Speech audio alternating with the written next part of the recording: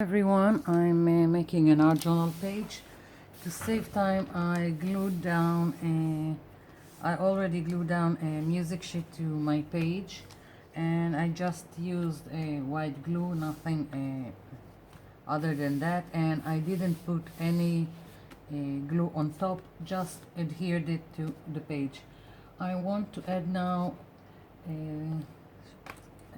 butterflies by stamping them on my page like so. They are just supposed to add to the background. They are not here as the focal point, at least not as is, and I'm just building some kind of background. Now I'm taking another stamp, a little one,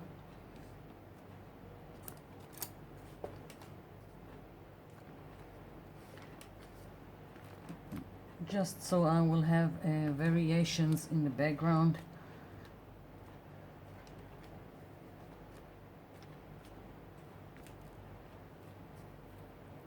And let's see, I think I have another one, very small.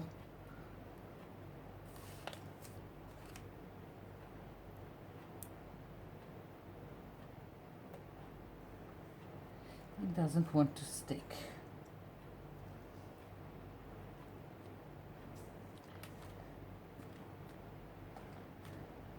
It can barely be noticed, but I don't care. Sometimes the little details that you think nobody will see, that's what they see, so I really don't care. And I'm thinking I will add more from the bigger one, but on the edges, like so. And here, and I'll take it out of the block and try to stamp it here. Okay, so that's what I wanted to achieve.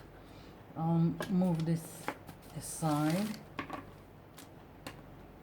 I'm going to use my heat tool just so I will be sure that the ink is dry, so it won't smear.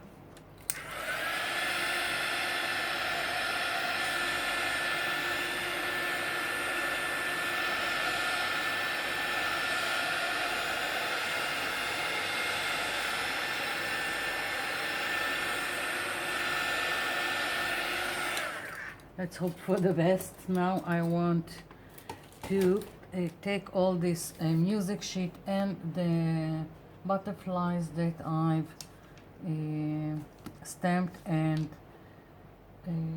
send them back to the background. I don't know how to explain it.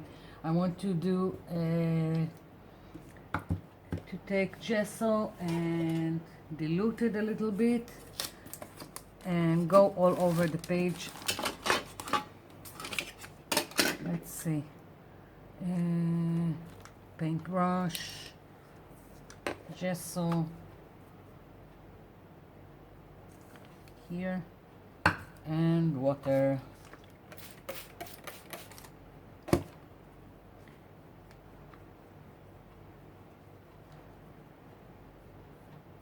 little bit more.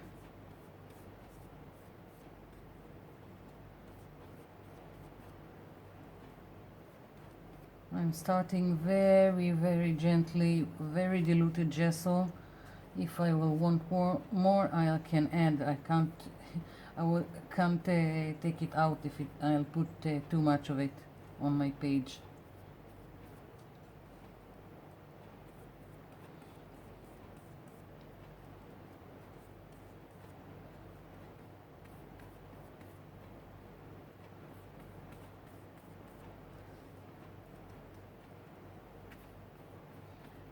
You can see everything, but it's still less prominent on the page. I'm adding as I go because it's not enough.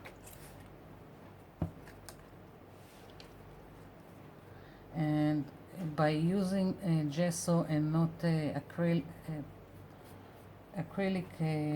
white paint, I'm giving myself a good base to whatever kind of paint I will want to put now. So that's why I'm using the gesso and not an acrylic paint.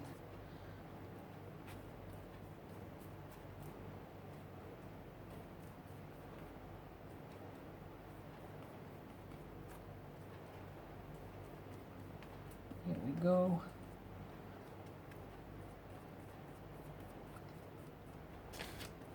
Over here and here.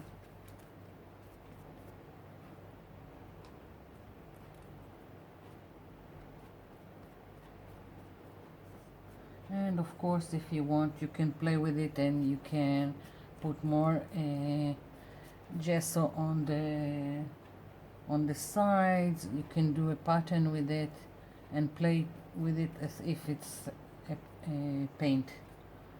But that's what I want to do. And now I'm gonna wait for this to dry to continue. So I'll be right back when it's dry. I'm back and everything is dry. Now I want to use this is one of my sprays. It's from gel food coloring with water, and I just want to spray around the edges with this spray, and I don't care that it's not even. I don't care that it did this kind of spraying. I'm just adding the brown color to the edges like so, and taking a bit of it with the tissue paper like so, and I'm going at it again. The spray bottle is not very good, but working with what we have.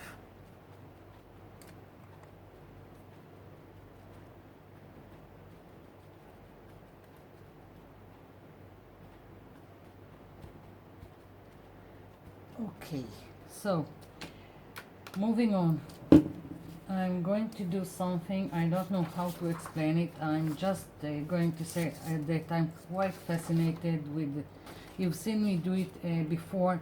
I'm quite fascinated with spraying a stencil, flipping it over and doing some kind of print on the page.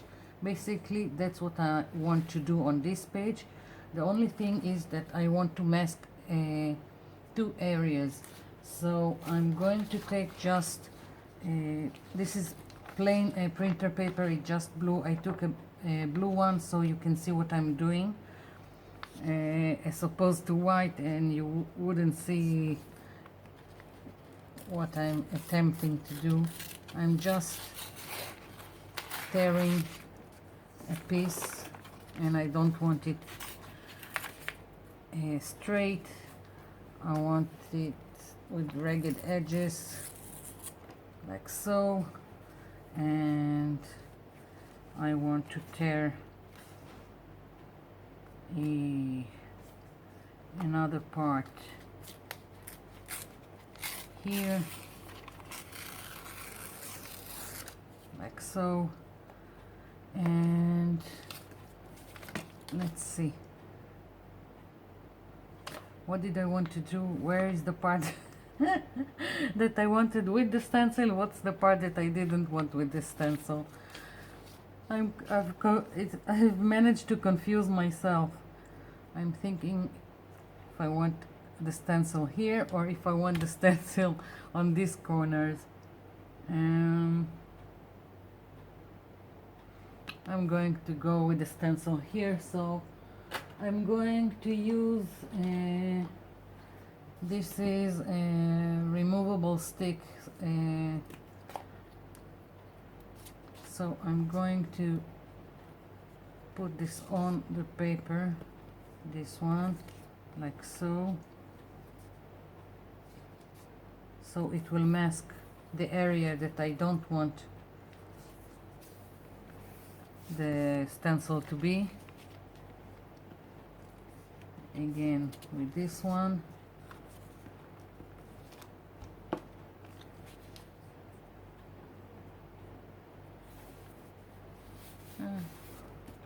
quite enough, and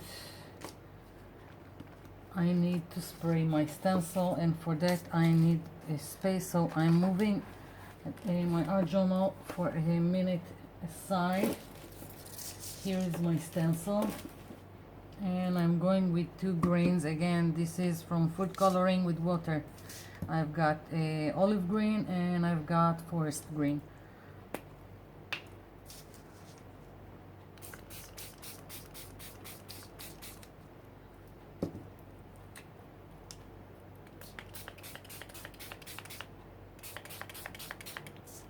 Don't really know where everything will go. I'm just spraying 2 colors, so there will be more interest. And I'm spraying everything, so I won't have something that will I will miss when I'm going to flip it over my page. Again, moving it aside. This is still wet, so I'm putting a towel. Here is my art journal page, and now I'm going to flip this over. Here we go. Okay, now I need something to absorb excess paint. This is just the white layers from paper napkins that I used. I always have something to do with the white layers, and lifting it up, and I really like it. Removing this, and now I've got an interesting pattern going here. And let's see, I'm moving this aside. Not enough room. There will never be enough room, no matter what. So now I'm just going to put this. Still got a lot of spray paint here.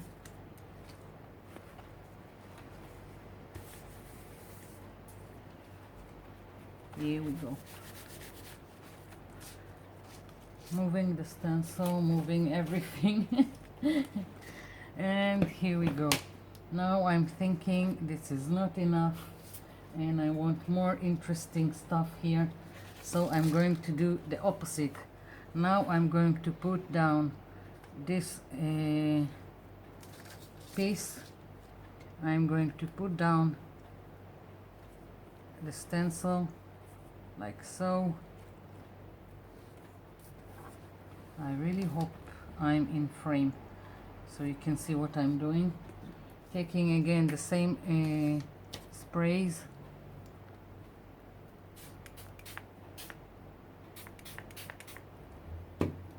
And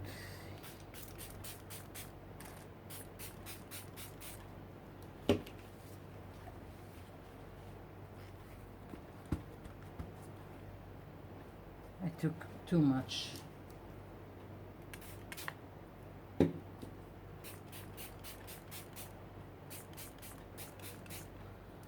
So maybe I need to let it dry as is. So let's see. Do I let it dry? Do I use the heat tool? I'll lift this up. It's like playing with this technique is like playing with the watercolors, and I quite like it. And I quite like that I can't really control it, only a little bit. There is only a little bit measure of control. So I quite like it. I'm going to let it dry and then I'll come back. I'm back and this is dry. Now I want, now that it's dry, I can see the colors, I can see what's happening on my page, because when it's dry it's less prominent color. So now I want to add more of the sepia brown to the outside to the borders of my page, but this spray bottle is really giving me trouble, and I think I have another brown, so I'm going to try and locate the other one.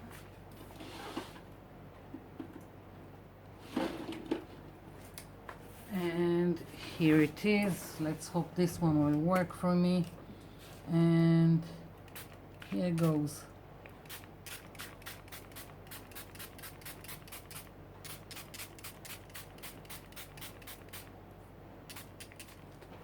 Yeah, that's what I wanted.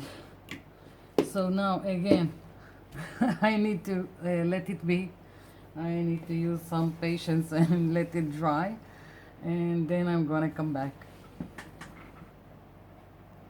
And I'm back. So it's not quite dry, but I want to keep on, and my focal point is going to be these tulips, and I'm going to use the stencil. Now I wanted to keep the look of watercolors, so I'm going to use aquarelle pencils. This is a Stadler, and I'm going to use the stencil as a guide, and after I'll finish, I'll activate it with a brush and water. I will use I'm going to use 2 colors for each element, because then it's more interesting. So I'm going to use 2 colors of green on the leaves, like so. And it doesn't have to be too much accurate, because as I said, it's going to be activated with the water.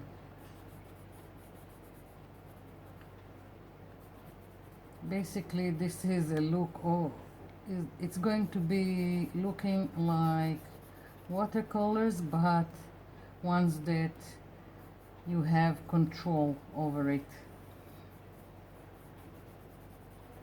So Marsha from Texas, you wanted to control watercolors? Try this. This is the best way to achieve watercolors with control.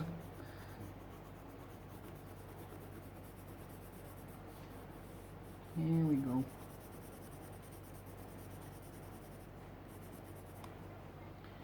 Now for the flower itself, what do I want? I'm going to put down yellow on top, like so, and then orange,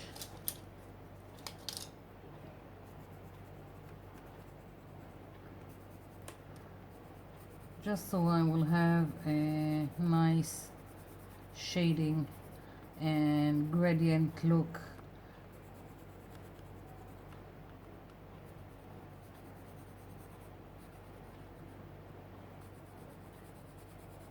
And when you activate whatever it is, if it's the sprays, the food from the food coloring, or this, it it loses its vibrancy sometimes.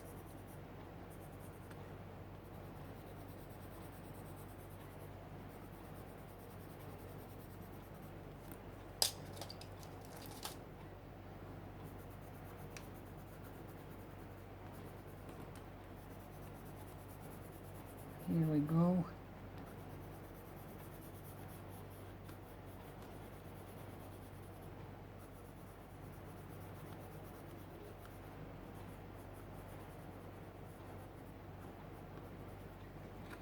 Okay, let's see, let's hope it will work. I haven't done this in a while, so let's hope for the best. Water and something to put it on.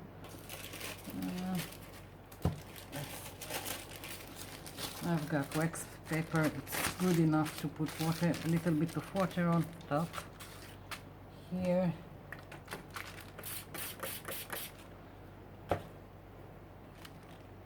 I'm going in very, very gently. I want to activate it, but I don't want it to spread too much. That's what I've been talking about, controlling.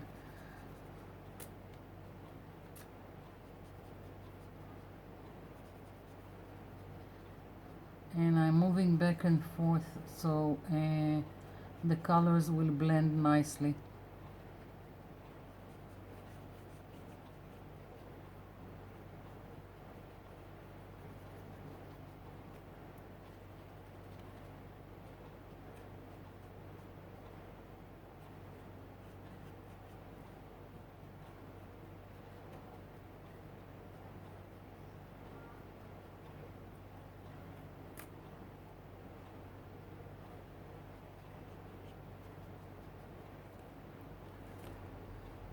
Of course, the big test will be when I lift the stencil up. As I said, let's hope for the best, and that it won't be just another just a big smear of paint.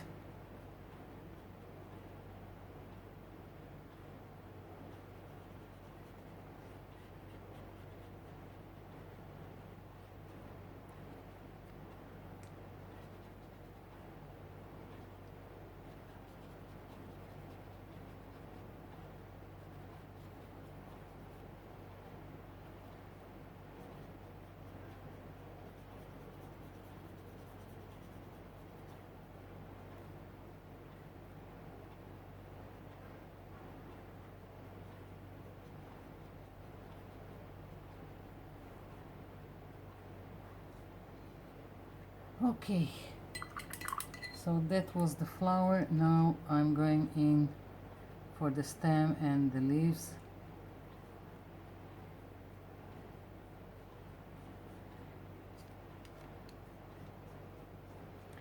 Now I'm worried that this is so vibrant and it's going to clash with my background that was very subtle.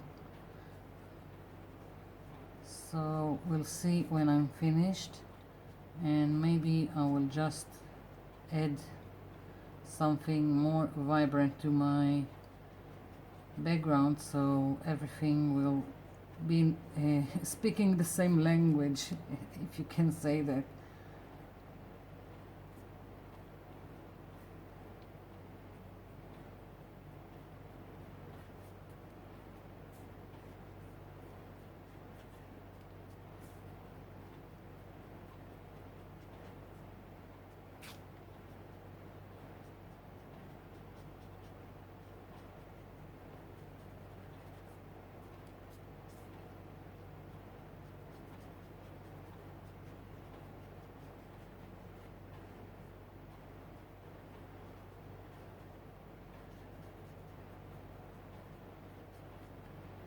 Okay, I'm lifting it. Okay, well, this is quite nice, but as I said, it doesn't go with the background. I need to fix it. So Where is my stencil that I've used before? Can't see it. I'm really messy. Okay, I'm going to find it and I'll come back. Okay, so I found my stencil and I've used the same technique for what I've done with the flowers, and I've just put it down, took the two greens that I've used here and made markings like so, because now I want to activate them. Here I'm adding more of the light green and I want to activate them so it will tie nicely with my flower, with my focal point. Again, taking water and activating the aquarelle pencil that I've used.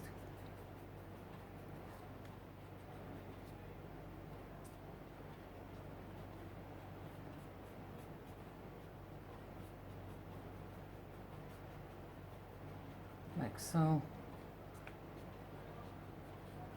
And I'm a little bit running out of time on my camera. I can only film 30 minutes, so I'm trying to move this along, and my stencil needs to be moved a little bit.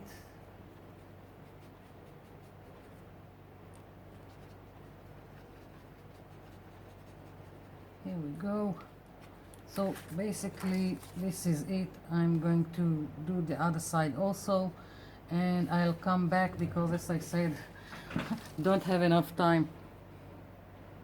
I'm back. So I finished my page. As you've seen me, I just went around the shapes with the stencil. This is as good as it gets in terms of using aquarelle pencils. So this to control watercolors, if you want. You can also, with this technique, you can also use chalk pastels because they also react with water. I went around and inked around my edges with distress ink, and just put here the word together, and also inked around the edge. And I quite like it. I don't not really going crazy about it, but it was nice playing around and I like it, and that's enough for me. And I hope you've enjoyed it. Thank you for watching. Thank you for leaving me a comment, and I'll be seeing you in my next video. Bye for now.